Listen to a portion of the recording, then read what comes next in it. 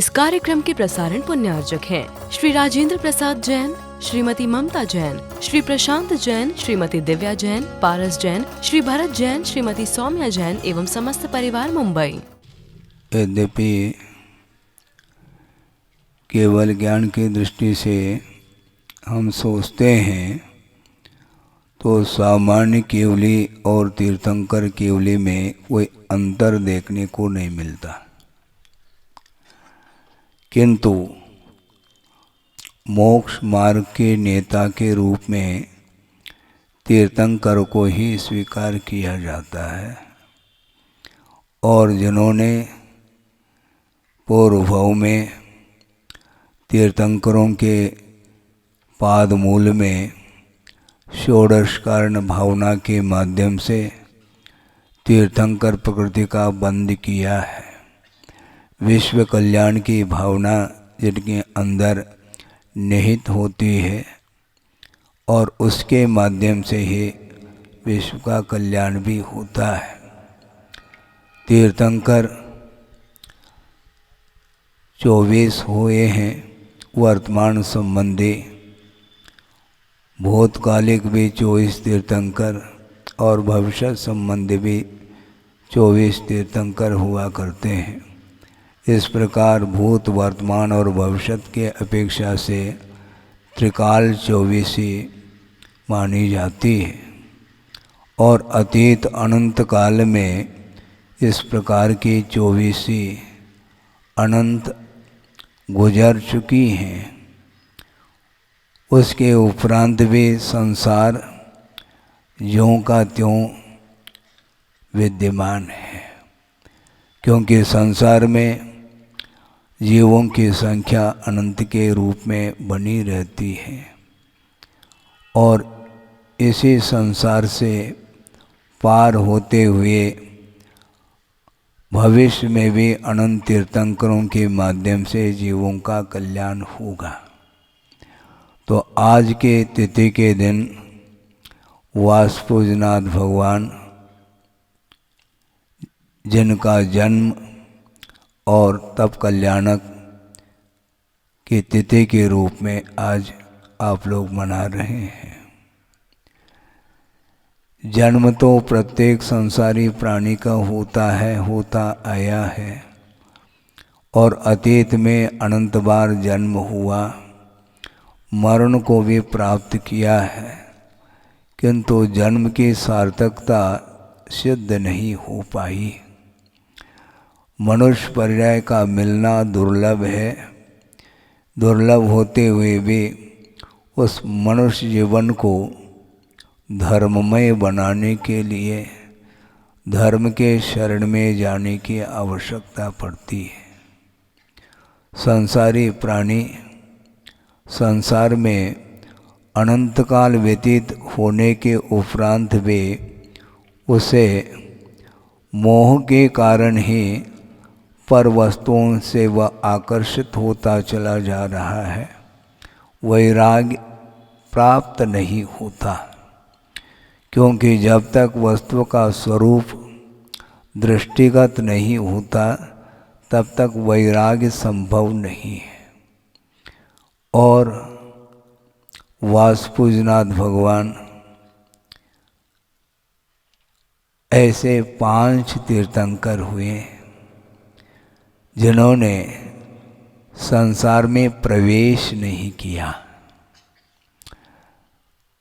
जन्म होने के उपरांत, बाल्य अवस्था व्यतीत होने के उपरांत युवा अवस्था आ जाती है तो संसार का प्रभाव पड़ने लग जाता है और उसके कारण संसारी प्राणी संबंध जोड़ देता है दूसरे के साथ, और वह संबंध राग के साथ होता है। किंतु पंच बाल यति के रूप में 5 तीर्थंकर हुए हैं जिन्होंने संसार में प्रवेश नहीं किया। संसार का स्वरूप उन्हें ज्ञात हुआ, अन्य तीर्थंकरों को संसार का स्वरूप ज्ञात नहीं था ऐसा नहीं कहना चाहता, किंतु सम्यक दर्शन के माध्यम से संसार का स्वरूप समझ में तो आता है, श्रद्धान का विषय भी बन जाता है और श्रद्धान के बल पर ही सम्यक की उत्पत्ति होती है। इसके उपरांत भी श्रद्धान का विषय अलग है और त्याग का विषय अलग है। त्याग करना बहुत कठिन हो जाता है। सम्यक दर्शन प्राप्त करना सरल नहीं है, किंतु सम्यक दर्शन उत्पन्न होने के उपरांत भी वृषभनाथ जैसे जिनकी आयु 83 लाख पूर्व की सुनते हैं, 84 लाख पूर्व की, और 83 लाख पूर्व तक वैभव के बीच में रहे, उन्हें वैराग्य उत्पन्न नहीं हुआ। और वासुपूजनाथ भगवान मल्लीनाथ, नेमिनाथ, पार्श्व प्रभु और महावीर ये 5 बाल यति के रूप में आते हैं। इन्हें संसार से भीति बहुत जल्दी हुई ऐसा लग रहा है, क्योंकि संसार वैभव मिलने के उपरांत भी उसका उपभोग नहीं करने का जो भाव है वो बहुत उज्ज्वल भाव होते हैं। श्रद्धान के माध्यम से बोध हो जाता है संसार का क्या स्वरूप है, मोक्ष का क्या स्वरूप है, पुण्य और पाप का क्या स्वरूप स्वभाव है, इसका परिज्ञान तो हो जाता है, किंतु असंयम की भूमिका से ऊपर उठने के लिए बहुत परिश्रम पुरुषार्थ करने की आवश्यकता है। ज्ञान होने के उपरांत भी त्याग की ओर कदम बढ़ना बहुत कठिन होता है, और उसमें भी वैभव मिलने के उपरांत भी उसको जीर्ण तृण के समान समझ करके प्रतीति में आ जाता है, तो वह उपभोग करना नहीं चाहता है। मिलने के उपरांत भी उसके प्रति उपेक्षा का भाव जागृत होता है। यह बिना वैराग्य और बिना संयम के संभव ही नहीं है। इसलिए वासुपूजनाथ भगवान बाल ब्रह्मचारी के रूप में रहे। इसी प्रकार सुनने में आता है कि स्वर्गों में इंद्र भी होते हैं, अहमेंद्र आदिक भी होते हैं, किंतु उसमें जो लौकांतिक देव होते हैं वे ब्रह्मचर्य के रूप में रहते हैं, ऐसा आगम में मिलता है। उन्हें एक विशिष्ट संज्ञा मिली है देवर्षि, देवानाम ऋषि। देवों के बीच में ऋषि के समान उनकी मान्यता है। ऋषि का अर्थ वे साधु नहीं हुए हैं, किंतु वहाँ पर वैभव मिलने के उपरांत भी शुक्लेशा उनकी पाई जाती है। द्वादशांग के पाठी होते हैं और तीर्थंकरों के तप कल्याणक में वैराग्य का समर्थन करने के लिए, सराहना करने के लिए वो उतर करके आते हैं। वे विषयों में डूबते नहीं और 8 सागर की जिनकी आयु होती है। सोचो वहाँ पर सागरोपम आयु तक रहने के लिए उन्हें समय मिला हुआ है और वैकृक शरीर है, दिव्य शरीर है, कोई कमी नहीं है वैभव की, किंतु उसके साथ संबंध रखने का भाव नहीं होता। और ये सत्य है कि आगमकार ये कहना चाहते हैं, संगी पंचेंद्रिय की विवक्षा को लेकर के हम आपके सामने विषय रख रहे हैं। गुरुदेव का भी यही कहना था कि संगी पंचेंद्री की जो चेष्टाएं होती हैं वे सारी सारी चेष्टाएं मन मूलक ही हुआ करती हैं। जो कुछ भी पदार्थ के साथ संबंध रखना होता है उसके पूर्व में मन में ही भाव जागृत होता है, तब कहीं जा कर के उन पदार्थों के साथ संबंध जोड़ा जाता है।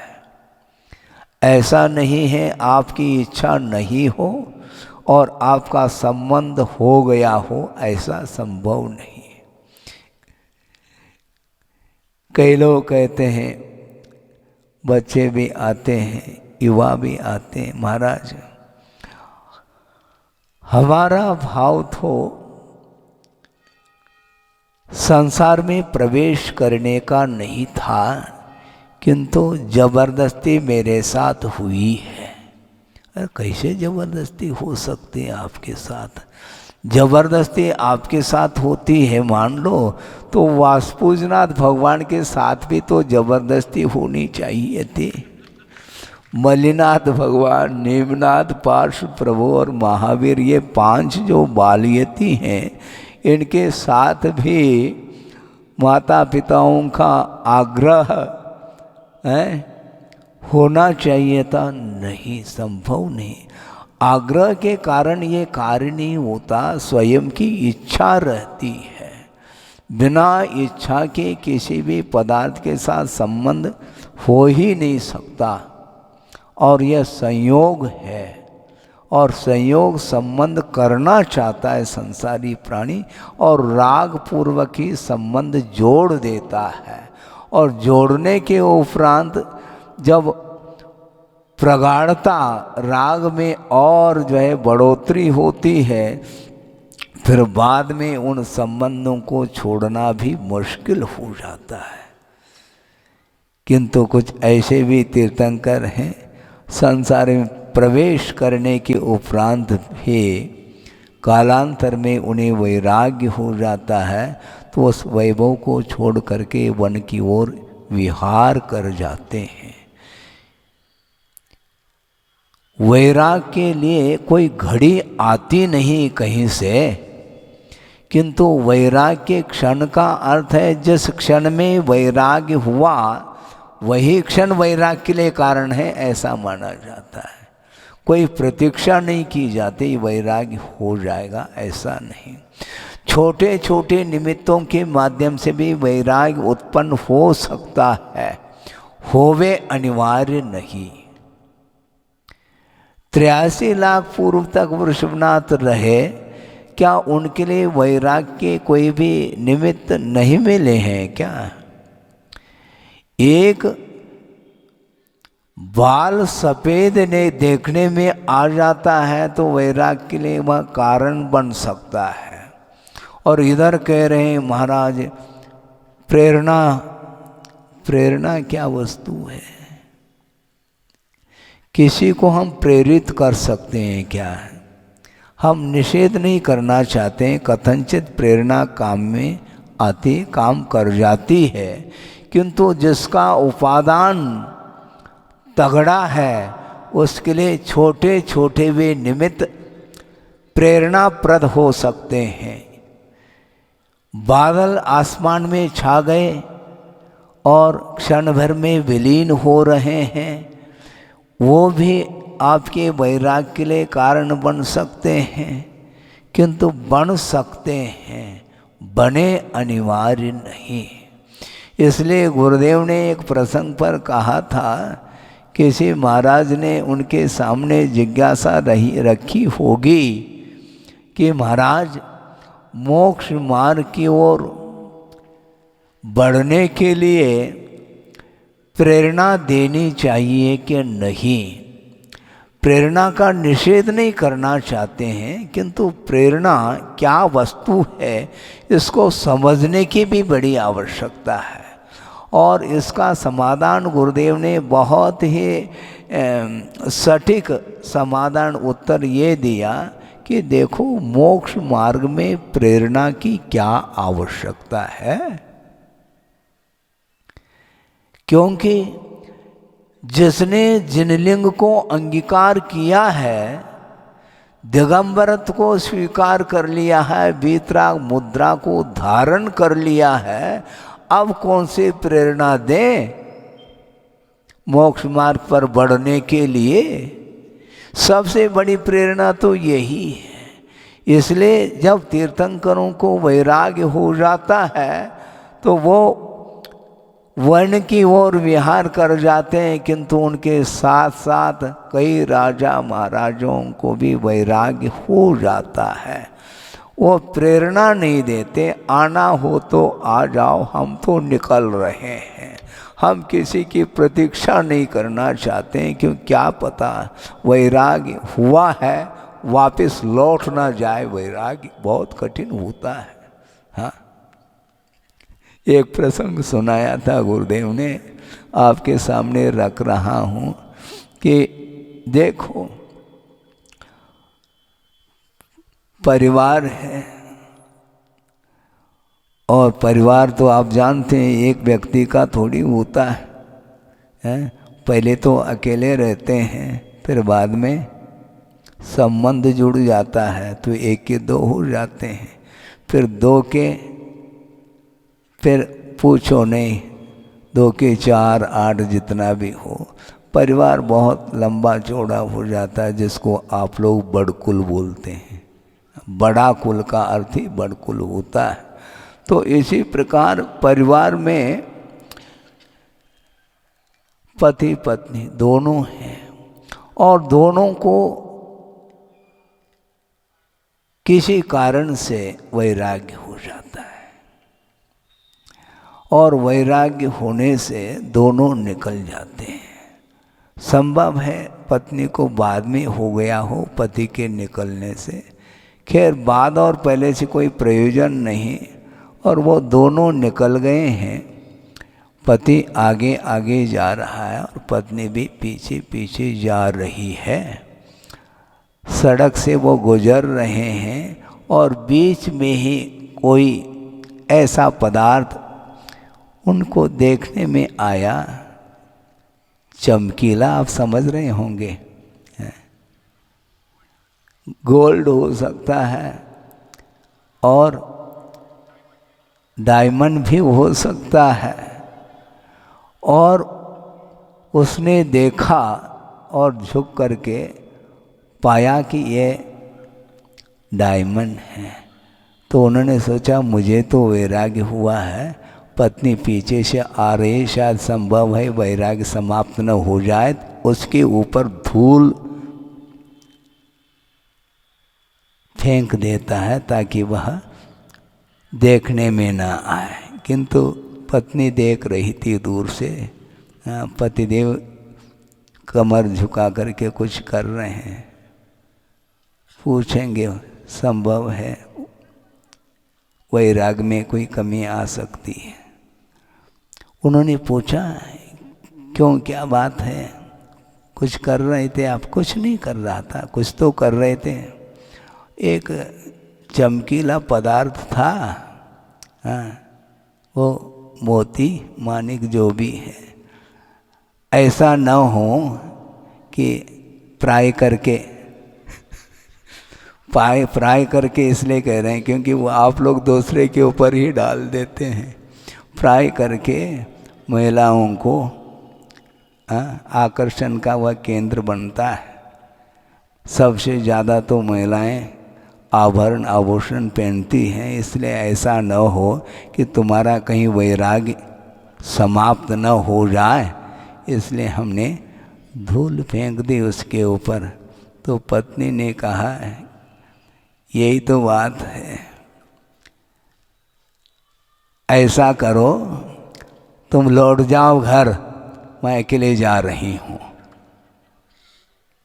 इसलिए कह रही वो कि देखो तुम्हें तो भेद ज्ञान हुआ था, इसके उपरांत भी सोने की गिट्टी और मिट्टी में पुनः तुम्हारे दृष्टि में अंतर देखने में आ रहा है, इसलिए तुम्हारे पास वैराग्य नहीं, लौट जाओ तुम। क्योंकि वैराग्य उत्पन्न होने के उपरांत चाहे सोने की गिट्टी हो, चाहे वह मुल्तानी मिट्टी हो, दोनों सम्यक दृष्टि के दृष्टि में समान हैं।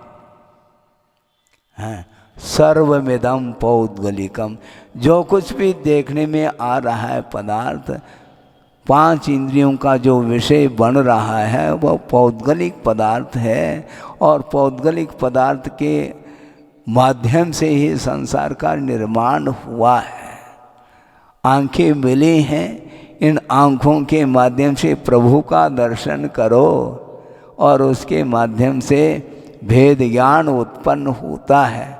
वैराग्य क्या है, वस्तु का क्या स्वरूप है, ये देखने में आता है। किंतु ये क्षण के लिए तो वैराग्य हो जाता है, पुनः वापस वह लौट सकता है। इसलिए त्यक्त पदार्थ के प्रति भी आकर्षण बहुत जल्दी हो सकता है। संस्कार, पूर्व संस्कार वशात छोड़ी हुई वस्तु भी आपके पुनः आकर्षण के लिए कारण बन सकती है। एक राजा है जिन्हें वैराग्य हुआ है और निकल जाता है, जैनेश्वरी उन्होंने दीक्षा ली है और तप करने के लिए बैठा हुआ है, पर्वत की चोटी पर बैठा है, ध्यान में लीन है, ध्यानस्थ है और ध्यान में आत्म तत्व का चिंतन चल रहा है। वस्तु का क्या स्वरूप है इस विषय में वह निमग्न है, और ध्यान से निवृत्त होने के उपरांत देखो क्या स्थिति बनती है। ध्यान से निवृत्त हुआ है और उसकी दृष्टि सुदूर पड़ जाती है। वहाँ पर कुछ देखने को मिला, क्या यही देखने को मिला है?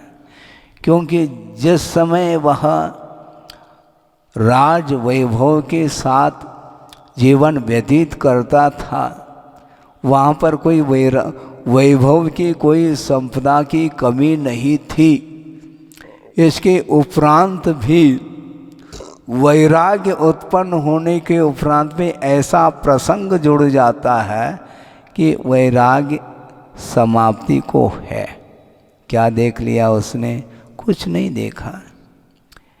एक हीरे का पाषाण देखने को मिला उन्हें, और काफ़ी मात्रा में बड़ा लंबा चौड़ा था।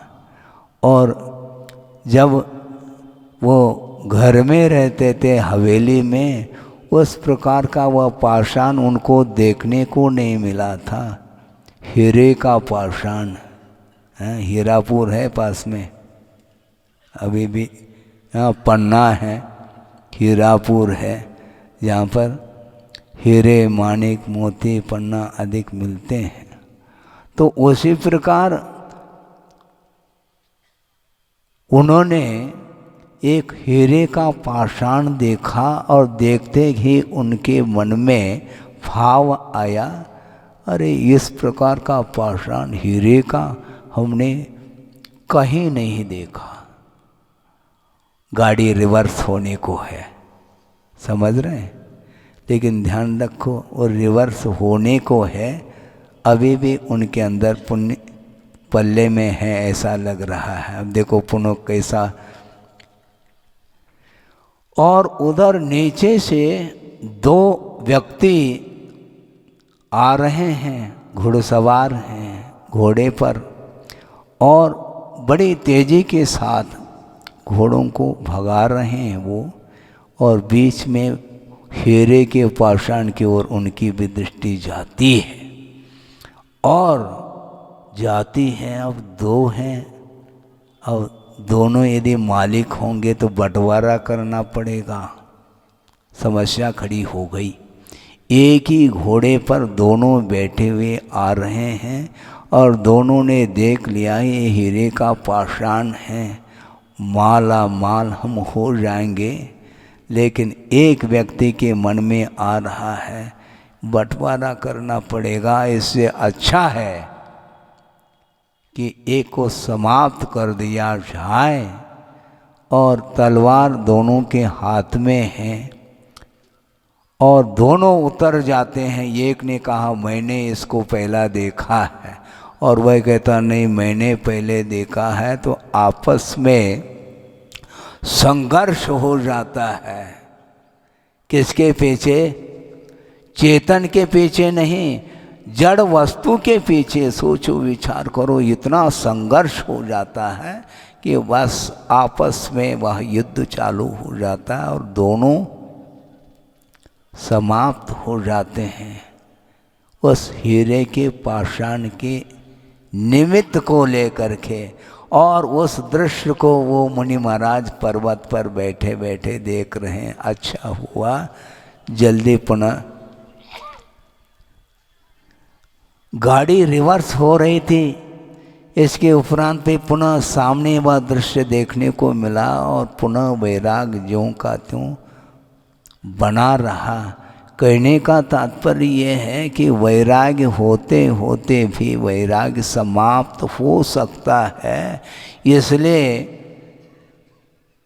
तीर्थंकर हवेली में रह कर के केवल ज्ञान प्राप्त नहीं करते हैं, क्योंकि वहाँ का संस्कार, क्षेत्रजन्य संस्कार कभी भी वैराग्य दे नहीं पाएगा।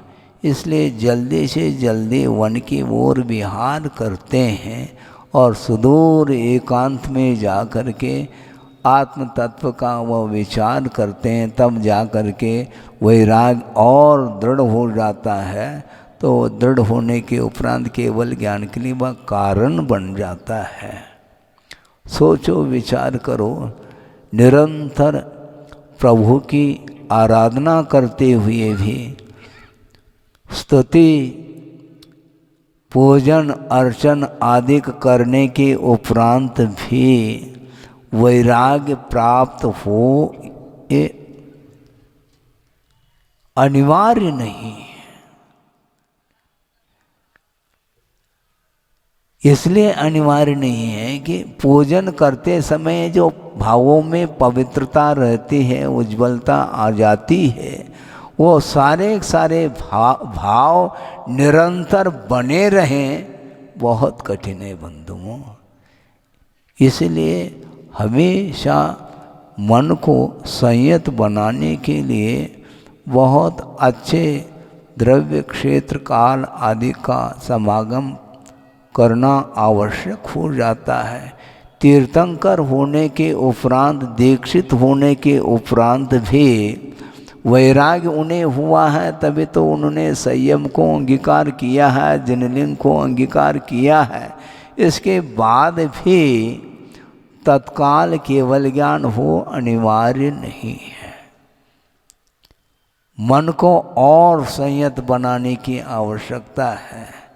और 1000 साल लग गए किनको? वृषभनाथ को।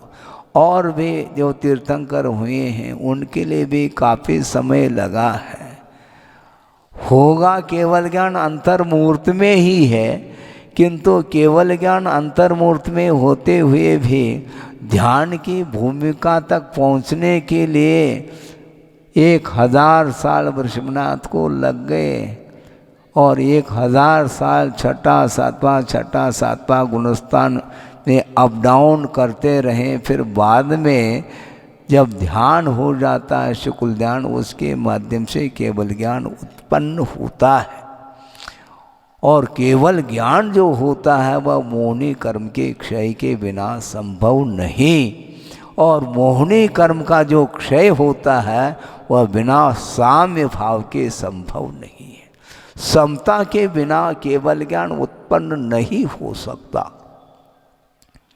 इसलिए शिवचंद्र आचार्य ज्ञानार्णव में लिख रहे हैं कि साम्य भाव की क्या महिमा है। साम्यमेव परम ध्यानम प्रणीतम विश्वदर्शिवी तस्यैव व्यक्तये नूनम मन्येयम शास्त्र विस्तरः। स्वयं आचार्य कह रहे हैं, मैं मानता हूँ ये सारा जो शास्त्र का विस्तार है वह केवल तस्यैव व्यक्तये, उस साम्य भाव की अभिव्यक्ति के लिए ही ये सारा सारा शास्त्र का विस्तार किया है, ऐसा मैं मानता हूँ। क्योंकि साम्यम एव परम ध्यानम कहा। किसने कहा? प्रणीतम विश्वदर्शिभी, सर्वज्ञ भगवान ने ये कहा है। साम्य भाव का नाम ही उत्कृष्ट ध्यान है। साम्य भाव होना खेल नहीं है। वैराग्य पुनः मिट जाता है समता के अभाव में, और समता की परीक्षा जो होती है वह विषमता के साथ, क्योंकि सुख दुख, जीवन मरण और शत्रु मित्र, निंदा और प्रशंसा, इन सब में साम्य भाव जो रखता है वह श्रमण माना जाता है। समनो समसु दुखो कहा, समसत्व बंधु वग्गो, समसु दुखो पसंस निंद समो, समलोट कंचनो पुनः जीवित मरणे समो समनो कहा। तो साम्य भाव जो है वह परम उत्कृष्ट ध्यान माना जाता है। इसलिए समता भाव लाने के लिए ये सारा सारा उपक्रम है। संयम धारण करने के उपरांत भी मन बाहर दौड़ सकता है पूर्व संस्कार वशात। इसके उपरांत भी निरंतर साधक लोग साधना में रत रहते हैं। सोचो विचार करो, भव भवांतर से वैर लेकर के आए हैं ऐसे क्रूर जो पशु होते हैं, वे भी इस समता की छवि वीतराग मुद्रा को देख करके उनका वैर समाप्त हो जाता है। समोशरण में एक कोठी में कौन बैठते हैं? पशु तिर्यंच बैठते हैं। परस्पर में जिनका वैर, जात्य वैर जिसको बोलते हैं, जन्मजात जिनके प्रति वैर है, किंतु वो सारे सारे वैर भाव छोड़ करके बैठे हैं किसके चरणों में? जो समता से संपन्न हैं और प्रभु के चरणों में बैठ जाते हैं। वो सारी क्रूरता समाप्त हो जाती है। पशुओं की क्रूरता समाप्त हो रही है। बंधुओं विचार करो, मानवों को क्या हो गया? मानव पर्याय मिलने के उपरांत भी परस्पर में वैर धारण करते हैं। ईर्ष्या के कारण ये अज्ञान भाव है, और अज्ञान के कारण ही संसारी प्राणी का पतन होता है। पशुओं को समझाने की आवश्यकता नहीं पड़ी। भगवान के दर्शन करते ही वैराग्य भाव जागृत होता है। ऐसे ऐसे उदाहरण सिद्धांत ग्रंथों में भी मिलते हैं। पढ़ा है आपने? पढ़ा करो थोड़ा बहुत। महाराज हम पढ़ते नहीं, आप हैं ना, इसलिए पढ़ने की क्या ज़रूरत है? हाँ, आप तो प्रतिदिन सुनाते रहो, हम सुनते चले जाएंगे। सुनना सुनाना अलग वस्तु, किंतु स्वरूप का परिज्ञान होना चाहिए। एक व्याघ्र है, महावीर भगवान के पूर्व जीवन को पढ़ो, समझ में आ जाएगा। शेर की पर्याय में वो है, और